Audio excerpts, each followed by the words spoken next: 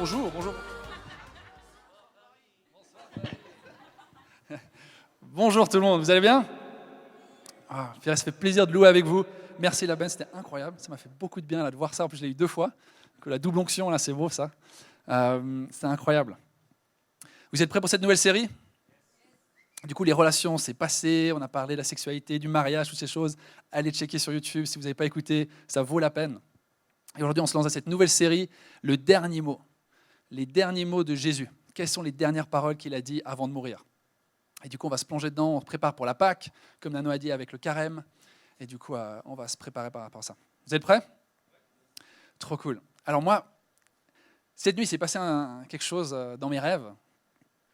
Hier soir, avant de préparer, je prépare mon message pour que ça soit frais dans ma tête en me couchant. Et je l'ai un peu trop fait proche de ma nuit parce qu'en fait, j'en ai rêvé de mon prêche. Et en fait, dans mon rêve, il s'est passé quelque chose de bizarre. Ça m'a un peu perturbé en me réveillant. J'étais là, qu'est-ce qui s'est passé? Est-ce que c'est mon rêve? C'est pas mon rêve? Vous voyez qui c'est, l'acteur Will Ferrell? Ouais, l'acteur qui joue Elf, le film Elf. En gros, j'étais en train de prêcher et de nulle part, il y a Will Ferrell qui débarque dans la salle et qui commence à faire une pièce de théâtre spontanée par rapport à mon message. Et moi, je suis en train de réagir, genre, qu'est-ce qui se passe? Je suis en train d'agir et je ne sais pas comment on a mimé le message que je vais faire. Je ne sais plus, c'est dans les rêves, c'est bizarre. Mais voilà, alors ça m'a un peu perturbé en me réveillant. Peut-être je suis un peu perdu dans mes notes parce que je vais le mélanger. Je crois que Will Ferrell débarque à un moment. Non, ça allait, la première célébration, c'est bien allé, du coup, ça va. Mais voilà, Will Ferrell était dans mes rêves. Ça m'a pris un petit moment pour me réveiller ce matin. Cool. Alors, aujourd'hui, j'ai déjà dit, tac, on fait les dernières paroles de Jésus. Et Ruben, quand il nous prépare les séries, il nous envoie un peu un email ou enfin des infos avec, c'est ça la thématique qu'on va aborder et tu vas prêcher sur ça. Et moi, du coup, je voyais la Pâque, j'étais là, trop bien, Pâques, wouh, la joie, l'espoir, la meilleure fête chrétienne, c'est la plus importante, trop cool. Et surtout la phrase, je l'aime trop, la phrase qu'on va aborder ensemble, c'est pardonne-leur Dieu, ils ne savent pas ce qu'ils font, car ils ne savent pas ce qu'ils font. Tellement une belle phrase, je l'aime trop cette phrase. Et en plongeant dans mon message, j'ai réalisé que ça prend un petit moment avant d'arriver à Pâques. Wouh, tout cool, la fête. Parce qu'en fait, Jésus, il n'est pas mort de vieillesse. Jésus, il est pas mort d'une maladie, il n'a pas trébuché et il est mort. Non, Jésus, il a été mis à mort. Il a été tué. Et du coup, pour être, la résurrection, il y a un chemin avant qu'on doit faire en tant que chrétien quand on se prépare pour Pâques. Il faut qu'on passe par cette étape de comment est-ce que l'humanité est arrivée au point où ils ont voulu tuer Dieu. Ok? Vous voyez que c'est trop bien, c'est un message d'espoir. Puis en même temps, ça va nous demander d'aller chercher un peu profondeur ce matin. Et c'est ça que je vais vous demander en tant qu'audience, c'est d'être actif dans votre écoute. C'est de dire, ok, je vais aller plonger en moi. Je vais aller faire ce chemin de repentance. Je me prépare pour la Pâque, le carême, on se met à part pour Dieu, j'avance et j'ai envie de fêter avec vous la Pâque. Je ne sais pas quand c'est dans 40 jours plus ou moins. J'ai envie de pouvoir fêter, mais pour qu'on puisse bien la fêter, il faut qu'on ait fait ce chemin avant. D'accord? Ok. Il y a Paul qui dit dans les Corinthiens, ça m'a parlé, c'était dans mon dévotionnel cette semaine, et je crois que c'est un peu ça que j'ai envie de faire avec vous aujourd'hui. C'est un 2 Corinthiens 7, versets 8 et 10. Ça va être affiché à l'écran. Même si je vous ai attristé par ma lettre, je ne le regrette pas. Et si je l'ai regretté, car je vois que cette lettre vous a momentanément attristé, je me réjouis maintenant, non pas de ce que vous avez été attristé, mais de ce que votre tristesse vous a amené à changer d'attitude. Car vous avez été attristé selon Dieu. Si bien que vous n'avez subi aucun dommage de notre part. En effet, la tristesse selon Dieu produit une repentance qui conduit au salut et que l'on ne regrette jamais. Tandis que la tristesse du monde produit la mort.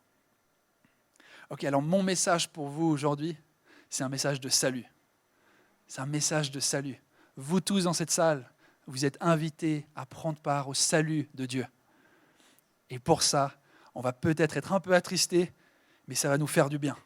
Ça va nous laver, ça va nous mettre on va être remplis d'humilité et ça va être pour notre bien.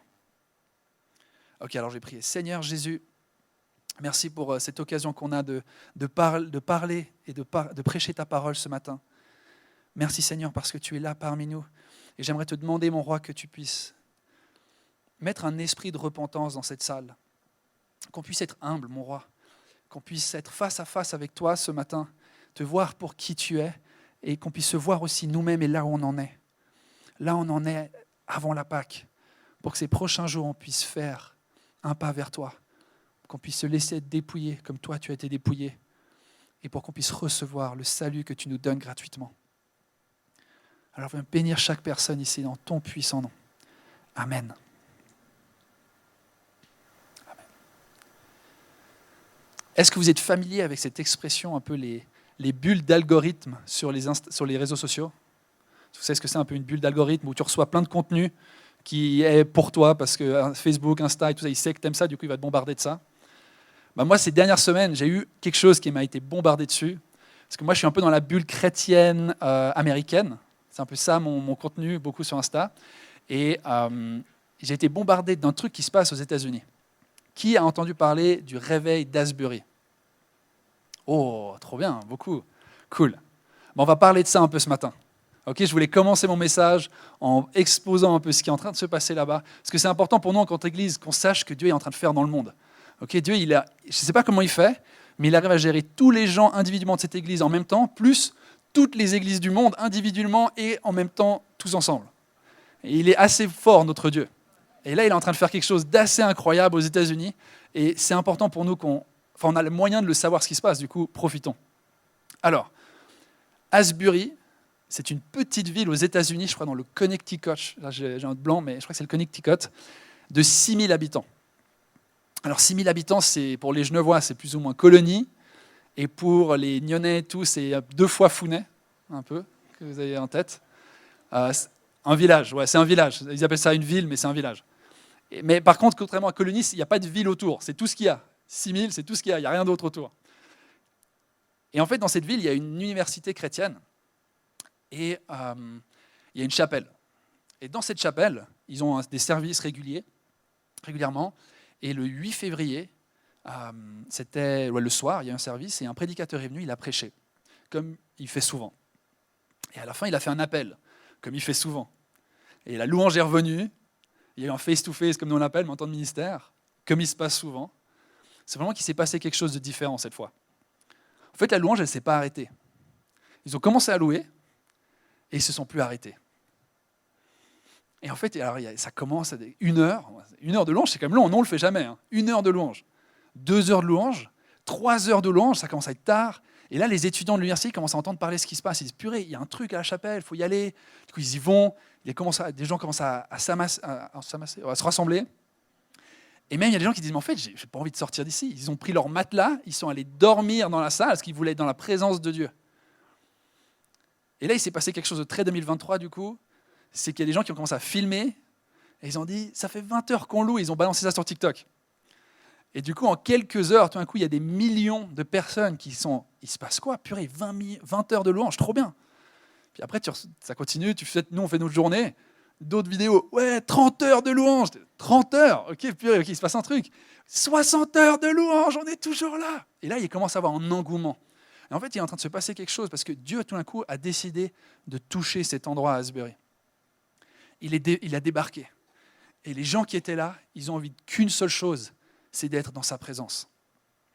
Et là, du coup, ça commence à bouger, tout le monde en parle.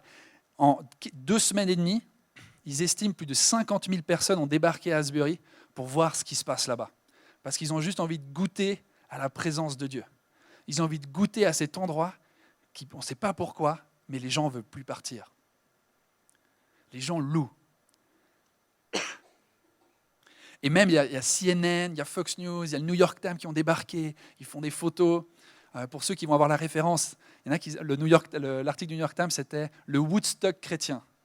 Woodstock, c'était un festival d'hippie dans les années 70, où il s'est passé un peu une effervescence, plein de gens débarquaient. Et là, ils disent, mais il se passe quelque chose. Et je vous encourage à aller lire l'article de New York Times, il était vachement bien. Et en gros, elle dit, mais ce réveil, il a une saveur particulière. Il répond à un problème des États-Unis en 2023. Il est dans un climat si compliqué, si polarisé. Il y a une paix dans cet endroit comme nulle part ailleurs. Et elle dit dans l'article, les autres réveils, c'était souvent les miracles, c'était souvent la repentance forte. Mais là, c'est comme n'importe qui rentre dans ce lieu, reçoit une paix comme jamais auparavant. Alors on peut voir un peu des images. Ça c'est la salle de côté. Alors au début ils étaient une dizaine, maintenant ils étaient des centaines, tu peux mettre l'autre. Là on voit un peu mieux, je vais me mettre là. Il y a vraiment des centaines de personnes qui s'amassent. Mais dehors, qu'est-ce qui se passe? Les grands ils s'amassent dehors en fait, parce qu'il n'y a plus de place dedans. Il y a la prochaine, on voit une queue qui est en train de se faire, elle fait plus d'1 kilomètre je crois. Parce que les gens attendent, ont juste une seule envie, c'est d'être dans cette église pour louer. Alors mets la prochaine. Et du coup, ils ont mis un écran parce qu'ils n'avaient pas la place. Et les gens, ils sont dehors en train de se repentir, en train de crier à Dieu, en train de louer. Alors beaucoup, c'est les chrétiens, il y a des non-chrétiens. L'article, il parlait de personnes qui étaient vraiment contre l'église, qui débarquent et qui disent, mais en fait, ça j'ai envie. Ce qui se passe là, c'est beau. Et j'ai envie de ça. Et là, maintenant, du coup, ça fait plus de 2 semaines et demie. Le 8 février, du coup, on y est. Ça fait bientôt 20 jours que ça est en train de continuer. Alors, moi, je prie que Dieu il continue de faire ce qu'il est en train de faire là-bas, parce que c'est un acte de Dieu. Mais pourquoi je vous parle de ça? Parce que moi, j'ai envie que nous, on ait faim de Dieu ici. J'ai envie qu'on ait soif de Dieu. Est-ce que ça nous donne envie ou pas? Ah, moi, ça me donne trop envie. Moi, louer Dieu pendant des heures, c'est ce que j'aime. Tellement, j'aimerais faire ça tout le temps. Plus, en tout cas. Et Dieu, il nous parle de qui il est avec ce réveil. Il vient répondre à un problème de cette société, il vient montrer sa présence, il vient montrer son amour. Il se déverse abondamment parce qu'il a envie de nous rejoindre. Mais vous savez c'était quoi le message qui a commencé tout ça? Quel type de message c'était? C'est souvent comme ça que les réveils, si vous vous renseignez, si vous regardez un peu l'histoire. Le prédicateur, il a prêché d'une chose, c'était « Repens-toi, car le royaume de Dieu est proche ». Tourne-toi vers Dieu. Reviens à ton Créateur. Mets ton cœur devant lui. Cherche-le.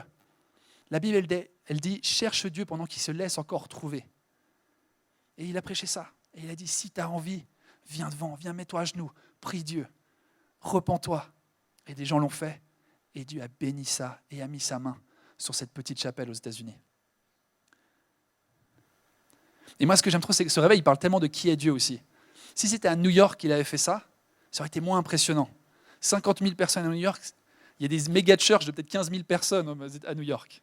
Par contre, à Asbury, de 6 000 personnes, 50 000 personnes qui débarquent, c'est un mouvement de Dieu. C'est l'acte de Dieu, il élève les humbles. Et il aime montrer à l'humanité, genre, ouh, c'est moi, je suis en train de faire quelque chose, est-ce que tu as envie ou pas de moi? Et j'ai vu plein de pasteurs qui allaient là-bas. Et c'est trop bien parce qu'il n'y a pas une figure, c'est pas genre un pasteur charismatique qui est là, genre regardez ce que je fais. C'est vraiment un mouvement de louange, c'est des étudiants qui louent sans cesse. Des fois, tu as des chorales, des fois, tu as juste un piano. Il n'y a pas de paroles, les gens ils connaissent les chants par cœur. À force de les entendre pendant des heures, tu as le temps d'apprendre les chants par cœur. Et ils se laissent embarquer. C'est le même Dieu qui est là-bas, qui est ici. C'est le même Dieu. Et il a envie de nous rencontrer. Alors la phrase qu'on va étudier ce matin, sur laquelle mon message il est basé, je vous l'ai dit avant, c'est « Pardonne-leur, ils ne savent pas ce qu'ils font. » Pardonne-leur, ils ne savent pas ce qu'ils font. Et si tu arrives à imaginer, peut-être ferme les yeux si tu n'arrives pas à le faire avec les yeux ouverts, il y a Jésus qui est sur la croix et des Romains sont en train de se moquer de lui. Ils sont en train de le piquer, le fouetter. Ils sont en train de dire « Si tu es le sauveur, pourquoi tu ne te sauves pas toi-même? Il est où le roi des Juifs là? Qu'il descende de là s'il est capable, s'il est si puissant. » Et il pique et il fouette. Et il se moque de lui. Et même tu as le criminel à côté de lui qui se moque de lui. Et Jésus qui est sur cette croix, il dit « Père, pardonne-leur, ils ne savent pas ce qu'ils font. » Ça c'est le Dieu qu'on aime et qu'on adore ici. C'est le Dieu que quand on le maudit, il va nous bénir. Que quand on le rejette, il va dire « Je vais mourir pour toi. Je vais me donner pour toi. T'as pas envie de moi? J'ai encore plus envie de toi. Je vais donner encore plus mon amour sur toi. Je vais le déverser. Parce que je te désire, mon enfant. » C'est ça le Dieu qu'on adore ici. Le Dieu qui se donne. Et il y a un théologien qui disait en commentaire, j'aimais beaucoup, il dit les Romains, quand Jésus dit « Ils ne savent pas ce qu'ils font », ils ne sont pas bêtes, ils savent qu'ils sont en train de mettre un homme à mort. Ils savent qu'ils sont en train de tuer Jésus, ce prophète, cet homme qui fait du grabuge, qui dérange les Juifs. Mais ils ne savent pas vraiment ce qu'ils sont en train de faire. En fait, ils ne savent pas ce que Dieu est en train de faire à travers Jésus quand eux, ils font ça. Ils n'ont pas compris qu'en fait, en le mettant lui à mort, ils allaient être sauvés possiblement. Ils ne savaient pas qu'en train de le fouetter, Jésus allait prendre sur lui nos maladies. Ils ne savaient pas qu'en le perçant, en faisant verser son sang, c'est nos fautes et c'est leurs fautes qui allaient être pardonnées. Ils n'avaient pas compris. Ils n'avaient pas compris ce qui se passait. Pardonne-leur. Ils ne savent pas ce qu'ils font. Et combien de fois, toi et moi aussi, on est dans cette situation et on ne sait pas ce qu'on fait. On se fait avoir par la vie de tous les jours, on se fait entraîner. Tu as déjà eu ce sentiment dans un festival, tu es dans une grande foule, et tout d'un coup, il y a cette masse qui commence à bouger, personne ne la contrôle, et elle est incontrôlable, et ça fait des dégâts. Et là, c'est un peu ça ce qui s'est passé, je crois, avec Jésus. La même foule qui l'avait acclamé quelques jours avant se retourne complètement contre lui et désire sa mort. Il préfère tuer Jésus que tuer un criminel qui méritait. Comment on arrive à un tel échec de la justice, un tel échec de l'humanité, de vouloir tuer la seule personne sur cette terre qui n'a jamais mérité la mort? Comment est-ce que l'humain arrive à un tel endroit?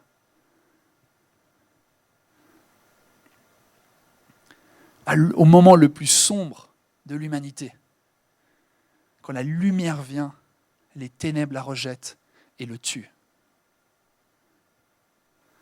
Alors, je ne sais pas qui toi t'aurais été, je ne sais pas qui moi j'aurais été dans cette situation. J'espère être Jean qui était à la croix devant Jésus avec sa mère. Peut-être j'aurais été Pierre qui rejette, qui a peur. Peut-être j'aurais été Judas. Peut-être j'aurais été Pilate qui fait bon, faites ce que vous voulez au final. Je ne sais pas qui j'aurais été, je ne sais pas qui toi t'aurais été.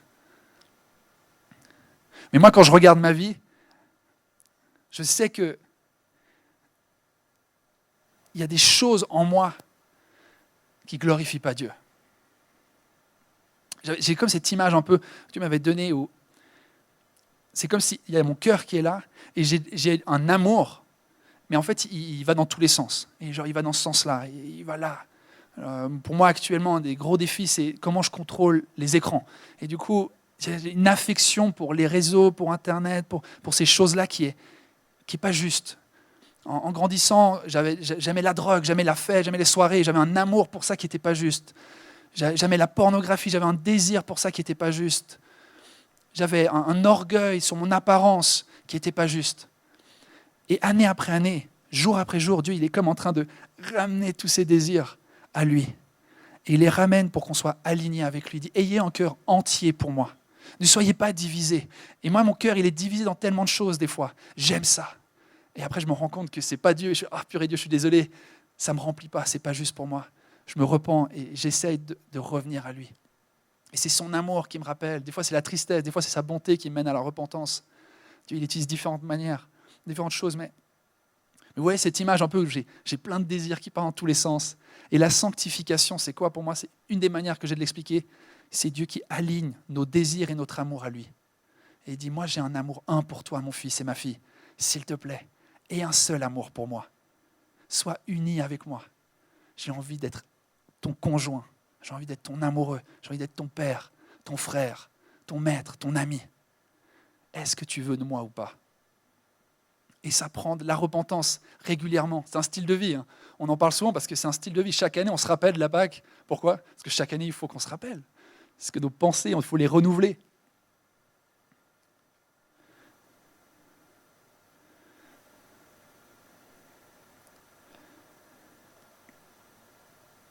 Alors moi, j'ai envie de nous encourager dans cette année, dans ces prochains jours, de ne pas mettre nos membres au service de l'injustice. Romain, il dit ça, Paul, il dit ça dans Romains, il dit, ne mettez pas vos membres au service du péché, au service de l'injustice, mais mettez tout votre corps au service de Dieu. De toutes les forces que vous avez, de qui vous êtes, servez Dieu. Servez-le. Ayez un zèle. Maintenant que tu peux ne pas pécher, maintenant que tu n'es plus esclave du péché, pourquoi est-ce que tu ne dépends pas de Dieu? Pourquoi est-ce que tu ne demeures pas en lui? Maintenant que tu es un avec lui et qu'il y a son esprit en lui, pourquoi est-ce que tu ne demeures pas en lui et tu agis différemment? Et ma question pour toi, c'est est-ce que tu es zélé pour vivre justement? Ou est-ce qu'il y a une passivité en toi? Est-ce qu'il y a une passivité en toi qui, j'ai le temps?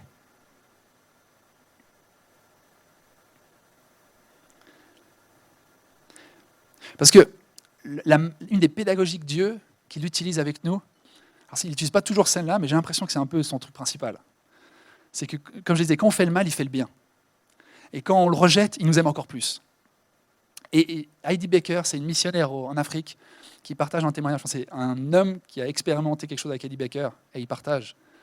Il dit, moi j'étais un enfant, un orphelin, et chaque jour, chaque semaine, je ne sais pas exactement le timing, mais j'allais chez elle, et elle m'ouvrait ses portes, et en fait j'allais voler des choses. Et Heidi, elle savait qu'il volait. Et lui, il savait qu'Heidi savait qu'il volait. Et chaque jour, il y allait, et il disait, mais elle est bête, cette petite blanche, elle se fait avoir. Je vais la manipuler autant de temps que je peux. Je l'ai dans la poche. Elle est naïve.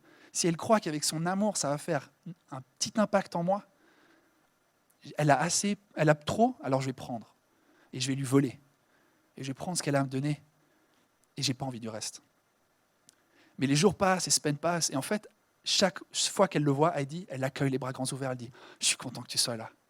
Merci d'être là. Et en fait, son amour ne changeait jamais. Son amour restait toujours le même, il était constant. Et elle savait qu'il péchait contre elle, il savait qu'il la manipulait, et son amour restait constant. Je t'aime. Dieu, il a un plan pour ta vie. Dieu, il t'aime. Et petit à petit, l'amour d'Heidi Baker a eu raison de son cœur. Tout d'un coup, moi, je vois cette image un peu d'un cœur tout sec, craquelé, le désert, un peu la pierre aride, qui a des fentes, et petit à petit, l'eau, elle s'infiltre. Et tout d'un coup, il craque. Et tout d'un coup, cet homme, il dit, mais en fait, est-ce que je ne suis pas en train de manipuler la seule personne qui m'a jamais aimé? Est-ce que je ne suis pas en train d'abuser d'une personne, peut-être la seule qui n'a jamais été généreuse avec moi? Pourquoi est-ce que je suis en train de faire ça? Et elle continue de l'aimer. Et en fait, il dit, mais en fait, j'ai pas envie. J'ai envie d'une relation avec elle. En fait, elle est incroyable, cette personne. Comment est-ce qu'elle peut m'aimer aussi régulièrement? Je veux être en relation avec cette personne. Et je crois que c'est pareil avec Dieu. Dieu, il veut se faire si beau pour nous, en nous aimant. Et il dit, est-ce que tu veux une relation avec moi ou pas?